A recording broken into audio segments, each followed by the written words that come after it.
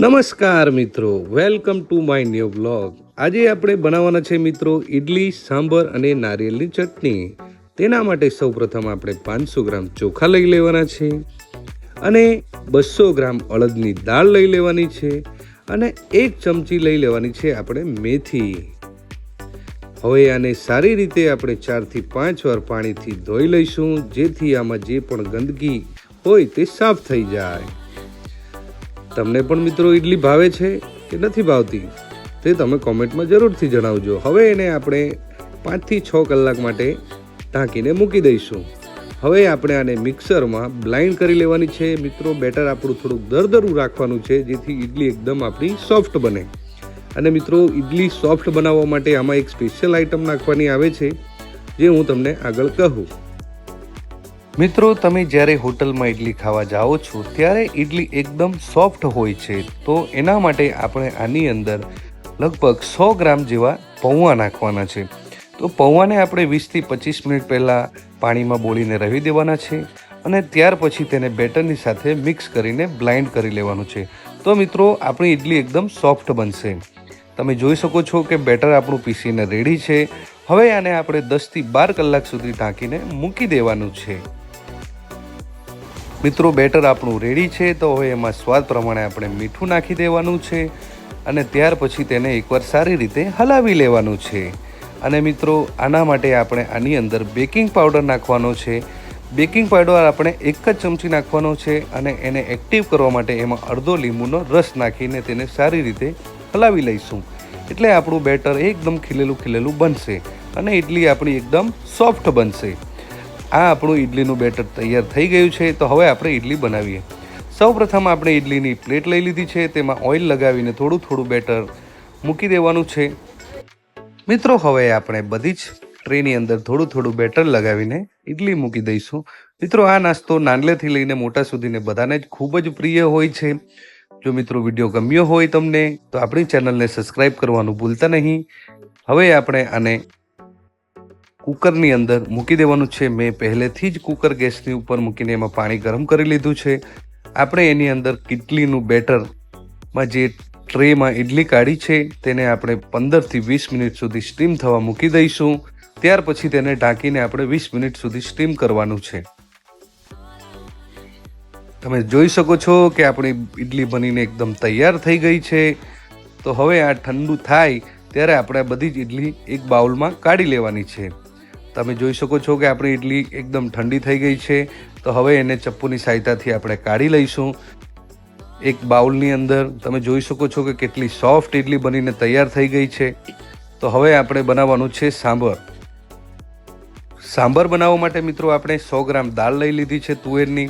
હવે એની અંદર આપણે એક ગાજર નાખી દેવાની છે, એક એની અંદર નાખી દેવાની છે ડ્રમસ્ટિક અને એક આપણે આની અંદર ટામેટું નાખી દેવાનું છે કાપીને.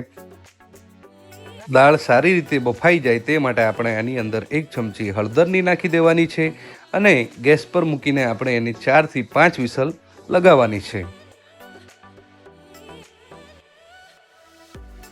મિત્રો આપણી દાળ સારી રીતે બફાઈ ગઈ છે. તો હવે આપણે એનું કુકરનું ઢાંકણ ખોલી અને તેને સારી રીતે હલાવી લેવાની છે. તેનામાં થોડું 1 ગ્લાસ પાણી નાખી દેવાનું છે અને ત્યાર પછી એને સારી રીતે આપણે હલાવી લઈએ. હવે મિત્રો દાળ ફ્રાય કરવા માટે આપણે એની અંદર 2 ચમચી તેલ નાખી દઈશું અને તેની અંદર 1 ચમચી રાઈ નાખી દઈશું. ત્યાર પછી 1 ચમચી એની અંદર આપણે જીરું નાખી દઈશું અને થોડીક હિંગ નાખી દઈશું. ત્યાર પછી મિત્રો એની અંદર કઢી લીમડો નાખી દઈશું. કઢી લીમડાનો સ્વાદ એકદમ જોરદાર આવે છે સાંભરની અંદર.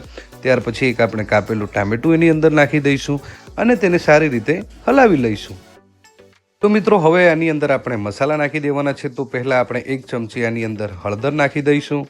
ત્યાર પછી 1 ચમચી આપણે આની અંદર ધનિયા પાવડર નાખી દઈશું અને ત્યાર પછી એની અંદર આપણે 1 ચમચી મરચું નાખી દઈશું અને ત્યાર પછી આપણે 2 ચમચી આની અંદર કશ્મીરી લાલ મરચાં નાખી દેવાનું છે. ત્યાર પછી એને આપણે સારી રીતે હલાવી લેવાનું છે. અને મિત્રો મેં થોડોક આખો દાણો પણ નાખ્યો છે. આખો દાણાનો સ્વાદ એની અંદર એકદમ જોરદાર આવે છે. ત્યાર પછી આપણે એને સારી રીતે હલાવી મસાલો પાકે ત્યાં સુધી થોડીક એને હલાવી લેવાનું છે. તમે જોઈ શકો છો કે આપણો મસાલો એકદમ શેકાઈને તેલ છૂટું પડી ગયું છે. હવે એની અંદર થોડુંક આપણે પાણી ઉમેરી દઈશું કે જેથી આપણો મસાલો બળી ન જાય ને ત્યાર પછી તેને સારી રીતે આપણે હલાવી લેવાનું છે. તમે જોઈ શકો છો મિત્રો કે આપણું તેલ બધું છૂટું પડી ગયું છે અને હવે એની અંદર આપણે ઉમેરી દેવાની છે જે બાફેલી હતી તે દાળ. ત્યાર પછી એને એકદમ સારી રીતે આપણે હલાવી લેવું. તમે જોઈ શકો છો મિત્રો કે દાળ હજુ આપણી જાડી છે તો એની અંદર આપણે થોડુંક પાણી ઉમેરી થોડીક પાતળી કરી દેવાની છે, તો જ ઇડલી સાથે ખાવાની મજા આવે. ત્યાર પછી આપણે એની અંદર 1-2 ચમચી સાંબર મસાલો એડ કરી દેવાનો છે અને તેને સારી રીતે હલાવી લઈએ. આ આપણું સાંબર બનીને તૈયાર છે. તો ચાલો મિત્રો હવે આપણે નારિયેળની ચટણી બનાવી લઈએ. તો મેં એક નારિયેળ લઈ લીધું છે અને તેને છોલીને એના નાની સ્લાઇસ કરીને મિક્સરની જારની અંદર લઈ લીધું છે. હવે આની અંદર આપણે થોડાક ચણા ઉમેરી દઈશું. ત્યાર પછી તેની અંદર થોડોક કડી લીમડો નાખી, થોડો ધાણો નાખી અને થોડુંક પાણી નાખીને તેને આપણે મિક્સરમાં પીસી લેવાનું છે.